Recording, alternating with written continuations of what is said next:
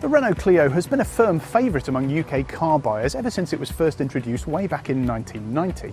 This fourth generation car was facelifted in 2016 and aims to tempt buyers away from the likes of the Volkswagen Polo, Seat Ibiza and Ford Fiesta, with its blend of generous specification and some smart looks.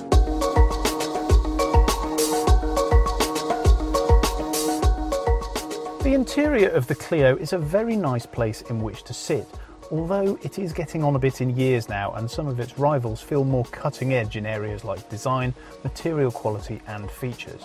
It also doesn't have some of the newer safety technologies available on the market. Having said that, all models get a very reasonable level of kit, including a DAB radio and cruise control. This is our preferred trim level, the Dynamique S Nav, which strikes the best balance of price and equipment. It's got keyless entry and start, 17-inch alloy wheels, full LED headlights which are really bright, and sat-nav, although, if we're honest, we've not got on really well with the Media Nav infotainment system, especially when it comes to streaming content from our phones. There's no Apple CarPlay either, which is something that many of its rivals can offer.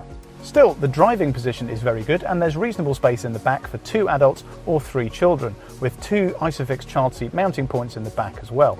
Boot space, not bad compared to the competition, and the rear seats fold down in a 60-40 split on all versions.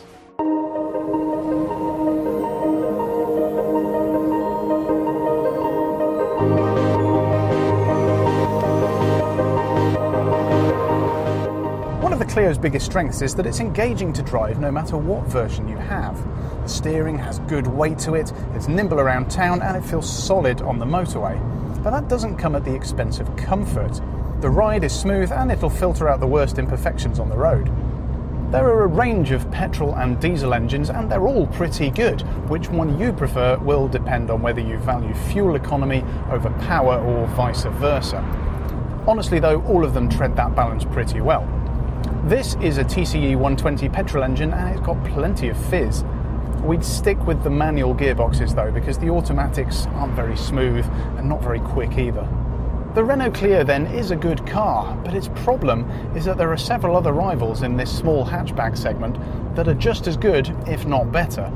Most notably, the latest Ford Fiesta is much newer, even more fun to drive and more efficient too. With that in mind, you would have to really want to buy specifically a Clio in order to justify getting one.